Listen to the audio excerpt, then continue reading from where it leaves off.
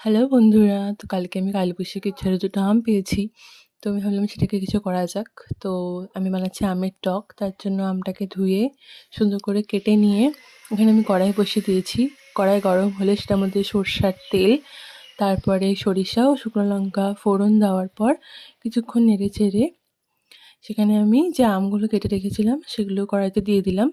কাঁচা আমের টুকরোগুলো দেওয়ার পর আমি ভালো করে নাড়াচাড়া করে নেব। এখানে আমি ভালো করে আমগুলোকে দিয়ে নাড়াচাড়া করে নিচ্ছি। এটা আমার বাবার পছন্দের একটা রেসিপি। বাবা খেতে খুব পছন্দ করে। তারপরে আমি দিয়ে দিলাম এখানে পরিমাণ মতো লবণ। বেশি লবণ দিতে হয় না, একদম অল্প। তারপরে হলুদ গুঁড়ো, সেটাও অল্প পরিমাণ দিয়ে আমি ভালো করে নাড়াচাড়া করে নেব। কিছুক্ষণ নাড়াচাড়া করার পর তাতে আমি দিয়ে দেবো চিনি।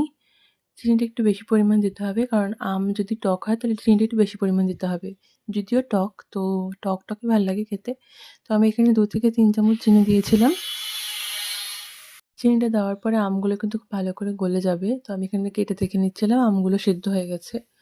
তো তারপর কিছুক্ষণ নাড়াচাড়া করার পর আমি এখানটায় দিয়ে দেবো কিছুটা পরিমাণ গরম জল।